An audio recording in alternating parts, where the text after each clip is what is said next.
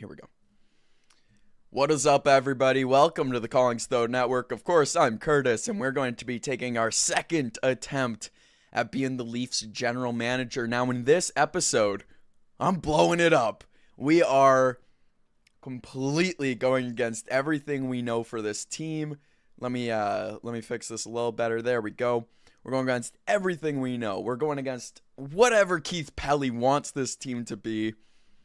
We're blowing it up, and it's gonna be rather interesting. So, hopefully, as I go through here, you're gonna be able to see enough. Yeah, probably. As changing it up a little bit for the setup here, I'm on this side instead of that side. Like it really makes a difference. One last thing to change here is do one of those, and we're good. Okay, perfect. So we'll see what we could do with this team. It's not a great team, we'll be honest. I mean, it just missed the playoffs, and it has a lot of issues. And I don't think the issues can truly be solved just by retooling and recompeting. So we're going to dive into this here. Of course, you see the pick situation. It's a little dry. Of course, we don't have our own 2027 first. That's probably going to be the biggest thing you have a complaint with. And then we don't have our own 2028 first. We'll see how that pans out. So here we go. Of course, the Leafs have pick 101. So the first thing that we are going to do is we are going to add Gavin McKenna to this team, as I think the Leafs should be drafting him first overall. I'd be kind of shocked if we didn't go Gavin McKenna. I mean, Steenberg wouldn't fully shock me, I guess, but and he's a left-handed shot. I'm looking at the wrong thing here. And then we'll just give him $1 million in cap hit. So, Gavin McKenna, welcome to the team. We need skill. We need a guy like Mitch Marner. As much as it pains me to say that, we could use a guy like that. So, for now, we'll put Gavin McKenna as the second line left wing, and we'll see what we could do from there. Of course, this is where it starts to get really fun. So, of course, that first round pick is now gone. Let's get more picks here. Let's get more picks. So, the first thing I'm going to do is I'm going to call up the phone of San Jose. Yes, the Sharks, the owners of the second pick in the draft. And as a matter of fact, I want that pick. And you're about to see what I ask for, and you're about to say, whoa, slow down, because that's a lot. But you'll see. You'll see what I'm putting in here. So I want their second overall pick. I want Sam Dickinson, and I want Michael Misa. I know, that's a lot. That's the number 2 pick last year, number 2 pick this year, and Dickinson, who is hopefully going to be fantastic. And then I'm going to add in Barclay Goodrow. He's only got 1 year left on his deal, and it's worth $3.6 million. That's going to be important here because I'm going to be adding into this deal from the Toronto Maple Leafs. Yes, it's happening. We're trading Austin Matthews. We are. I'm doing it. If we are blowing this team up, we're trading Matthews. It has to be done. And in this trade, of course, we are moving pieces to the San Jose Sharks. So I'm going to add Morgan Riley in there, $7 million. Of course, salary retentions and all that. I'm not going to type any of those in this video, but you can safely assume right now that we are going to have to retain a little bit of money on Matthews and a little bit of money on Riley. Now, given the cap space this team will have, that's not an issue. Now, you might be saying to yourself, that's not enough. Matthews, I mean, I say it's enough. And because I say it's enough, I'm going to ask for a 5th round pick. I think I'm actually going to get rid of that 5th, and we're going to go to 2027 and ask for a 5th there instead, because I'm also going to be adding in defensemen. I'm debating if this is where I want Carlo to go. I'm debating if this is where I want OEL to go. If it's OEL, then I'm moving that. I'm moving that from a 5th to a 2028. Oh my goodness. I'm just now realizing the Sharks on the side of your screen here do not have any picks in the future. Oh my goodness. They are bone dry here, but we're going to make them more bone dry. Probably doubt that they do this, but I'm also going to add OEL to this deal. Look, I know that's a lot of moving pieces. And if you do have a complaint with that, you let me know. Type it out in the comments. I loved reading through all the comments on the last one I did for this. So, OEL, Morgan Riley, Austin Matthews. We bring in Misa Dickinson, the second overall pick, a 2028 second, and then Goudreau just as cap space. So that means that as a team, we now have $39 million in cap space. But just you wait, because it's going to get even bigger. Before we move on at all, I'm going to finagle the lines a little bit here. So I did not mean to open Pizzetta. That was my bad. So there's a lot of things that need changing now. We'll do my best to keep this organized. First things first, I'm going to move JT to the first line center. He might be the only good player I really plan on keeping, other than guys like Domi or Joshua or Lorenz, because they're just kind of mid to me. Misa is going to become our third line center going into next year, hopefully playing at least 70 games. We'll see what he can do there. I have him playing with Domi and Joshua, so nothing's going to change there. Nothing is going to change there. Now, on the second line, I have McKenna, Blank, and Nyes. And then on the first line, I have Cowan as the right wing, Tavares, and then Blank as, yes, we are going to be moving away William Nylander. If Matthews is gone, Nylander is gone too. We know this for a fact. And honestly, I'd rather the Leafs trade away a guy like William Nylander than trade away a guy like Matthew Nyes. Matthew Nyes, 23 years old. We don't need to get rid of this guy yet. So we're going to be jumping over here to Chicago. I'll add in my pieces for the deal first because, again, there's a lot going on in these trades. But for this one, I think I'm going to try to keep it as simple as I can as we add William Nylander. Again, 11.5. We will most likely be retaining some of that money, but yeah, no, we will be retaining most of that money. No buts here. I guess the only but is what I'm getting back in this trade, because I do want a player in this deal. It's a little bit of money coming back. Teuvo Teravainen. Not a good season for Teuvo. Let me enlighten you. So Barclay Goudreau had 12 points last season, and I think he played over 70 games. It was not good. Teuvo Teravainen last season had 35 points in like 82 games. Also on the last year of his deal, $5.4 million they don't want on the books.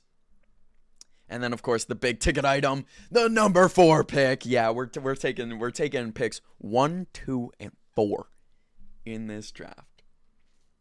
And that's going to be the trade. I'm leaving it like that. We're keeping it as simple as I can get it. So that's the trade. We have $46 million in cap room, which is just a little funny. And now with that, of course, Teuvo Teravainen is going to take over the second center, even though he probably is worse than Michael Misa, but he's a veteran. We'll give him that shot. Of course, Max Domi, Dakota Joshua. Now, first thing I'm going to do is Steven Lorentz, sit in the press box. Bo Grew, come up here to be our fourth line center. And the next thing I'm going to do is we're going to go over to create a player, because I am making Ivar Steinberg, however you want to say it, left wing, as well as McKenna is, with a $1 million cap hit for 3 years. Make that baby an RFA.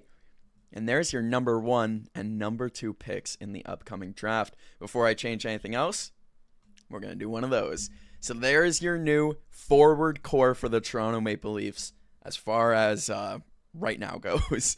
Stenberg, Tavares, Cowan, McKenna, Teravainen, Nyes, Joshua, Misa, Domi, Goudreau, Grew, and then I guess you could throw Pizzetta. I actually might go Lorentz. Whichever way you want to slice it. It's the fourth line. But that forward group, not very good. I can admit that. Tavares, I mean, he had a 70-point year, but no way at his age he's going to be able to lead a first line. He is too old and too slow, but playing with 2 fast guys, just be the trailer. Just let the young kids go and follow along, see what happens. Of course, I either want to be giving Nyes or Tavares the captaincy in this universe. Probably Tavares, just so he can show these young guys. Again, 21, 24. How old are you, Steenberg and McKenna? I think you're both 19. these guys need some leadership. Misa, 20. These guys need some leadership, and I think Tavares is the right guy for that. And then you look at the young pieces. 1, 2, 3, 4, 5 new young pieces you're bringing in there. Of course, we have a ton of guys down here that most likely won't make their way into the bigs, but we also have restricted free agents. Like, I'm going to be signing these guys just to make sure they're here. Like a little SDA, I think he's a perfectly fine player. I'm kind of shocked that we haven't brought him in yet. Signing SDA, we could sign a guy like, of course, William Villeneuve. You guys know I like him. We could sign a guy like Jacob Quillian. And then I'll round it off with John Prokop, just because these are guys that potentially could make the jump, especially if there's injuries. These guys, I would hope, make the jump into the bigs here. So for now, we'll put them all in the minors. But again, these guys, I'm confident. A guy like SDA, Quillian, and potentially, where'd he go? Prokop, who is now up here to make an impact. Now, looking at that defensive group, you might be saying to yourself, this is, oh, I forgot to add a guy. That's bad. This trade is not complete. We'll resend it, and we'll redo it, because that's my bad. That's on me. I'll own that. So, okay, before you comment saying, that's not enough value for William Nylander, let me fix the trade, because I'm also bringing in Sam Rinzel. There you go. You can stop holding your breath. My apologies. That one's on me. Sam Rinzel, that, and pick 4 for Nylander. That's what we're talking about there. Give them a draft pick. Just to be kind, we will give them this year's 4th from Anaheim. Just to make it closer. I don't know. Just to make it look better. So there you go. There's the real trade with Chicago. So now you look down at this group. Of course, I'm going to have McCabe up here on the first line with Rinzel. We're going to give him a shot. There's a lot going on here with this defense. But Sam Dickinson, I want you playing with Tanev. Tanev on the long-term injured reserve. I don't know if he's ever going to play again. I hope so. I mean, it'd be nice to have him here with some of these young guys that we're bringing in. Villeneuve, you could actually go down to the minors. Yes, we have a lot of defensemen in the minors. And then Carlo, I have a plan for you. But first, before we get into the plan for Carlo, we're going to do create a player, another one. Now, either with the 4th overall pick, you could go either Sam Reed or you could go with a Corrales. Either one of those two guys would be fantastic. Personally, I think Corrales is going to get picked 3rd. And so we're going to type in Sam Reed here to be our 4th overall pick in the draft. Welcome aboard, Sam Reed. Now we go down to the depth chart. I'll put him in the correct spot this time, and then we're cooking. We are here. So we're actually gonna throw Simon Benoit there because Brendan Carlo, Anthony Stolarz, guys kind of fit in here like ugly ducklings. The odd ones out here. So we're going to go over, we're going to go Brandon Carlo, we're going to scroll down to Stolarz. Again, I hear people talking about, Stolarz is not the goalie to move, it should be Woll. Stolarz, again, need I remind you how good he was when he is healthy. There are more teams that are going to be calling the way of the Toronto Maple Leafs and asking for Anthony Stolarz than there will be Joseph Woll. Plus, Woll's slightly younger, Woll is slightly cheaper. He's who I'm keeping here. So we're going to go these two guys, and then we're going to go a next year 4th. And then we're going to call up the Pittsburgh Penguins. Yes, we're doing it again. I know if you saw my last video, you knew I went to the Pittsburgh Penguins with Stolarz. But this time, I'm also going to them with Brandon Carlo because I feel like they do need some defensive help. Of course, I want this 2nd-round pick from Winnipeg. It's going to be... I can't remember exactly where it is, but I know for a fact that it is before pick 45 in the draft, I want to say. And then we're going to go here, and we are going to ask for their 3rd-round pick next season. They're going to be assuming that they're going to be good and competing, and there's the trade. So that leaves the depth chart looking like this. We are missing a 3rd goalie, so I'll go handle that now. not trade. We're going to go to UFA. We're going to go to goaltender, and then we're going to NHL only, sort by games played, just to see where we're sitting at here. And then by the numbers, let's bring in Pickard. Why not? Why not? 1 year, I don't care. That I might as well just put $1 million. Makes no difference.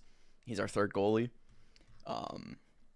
But there you go. And then with that, I'm also going to call down or send down Luke Hames, because then that's going to be our 23 of 23 contract. So we have $49.5 million in cap space. And yes, I understand we don't have our first round pick in 2027 and in 2028. That's a problem. I can agree. I will say, having this Avs pick, it's probably going to be 25 plus, does give me hope that we don't really need our first next year. Whatever Boston gets. It'll probably be top 10, and I'll probably be very mad about it. But I just don't see a way. I don't see a way where we can maximize our value by getting either our pick back or by getting other good picks in this draft or this draft. Now, 2028, maybe keep John Tavares, mid-season if he's playing well. Trade him. Trade him to someone who wants to get rid of a 2028 first. But other than that, I mean, you're looking at a lot of draft capital here. The only thing I'm not showing you are the sevenths on the side here. But when you look at what we have for this draft, we have picks 1, 2, 4. 2 second-round picks. That Buffalo one's not great. That Jets one is great. And then our own third. We look at next year. We have a first, we have 2 seconds, and we have a third. We look at 2028. No first, 2 seconds, and a third. That's good value. And we're getting 1, 4, and 2.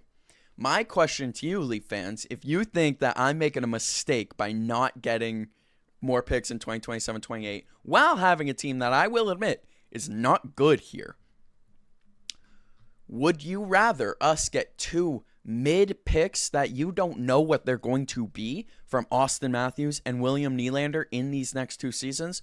Or would you rather just have picks 1, 2, and 4? That's my question. My question to you also, second question. If we had our own first in 2027 and our own first in 2028, and we were able to orchestrate a 3-team deal where we could get picks 2 and 4 while keeping pick 1, you'd do that all day. And you would go these next 2 years without firsts. Of course, the situation changes. No Austin Matthews, no Nylander in this situation. But you have Cowan, you have Nyes, you have Stenberg, you have McKenna, you have Misa. These are all guys, and not even to mention Dickinson, Rinzel, and Reed, that by next year should be winning games for your hockey club. By 2 years from now, we should be back to competing. Maybe I'm coping, but if this team isn't back to competing in about 2 seasons, then these guys are not aging gracefully. And of course, you see there Nick Robertson, Michelli. Go walk. I don't care. Go walk. I mean, I guess they're better than Goudreau and Joshua, but I mean, these guys are already under contract. We're already going to have them. No need to spend more money. And hey, what if someone gives us a 3rd-round pick or a second for offer sheeting those guys? I doubt it, but it'd be fun. So there you go. That is the Toronto Maple Leafs of complete blown up. No Nylander, no Matthews, and a couple other guys just gone. There's a lot that you could probably critique about this. I definitely could do more research and come back again next week, potentially with something similar, so we'll see. I definitely know that Joshua, Domi, Lorenz, John Tavares, Tanev, Jake McCabe are all guys that could still get traded for value, for more picks. So I'll let you go crazy in the comments below. Let me know what other trades that I might have missed in this video. Let me know some of those guys that you have your eye on so I can add them to my repertoire. And of course, subscribe if you enjoyed the content. Hit like on the video. And of course, till next time, peace.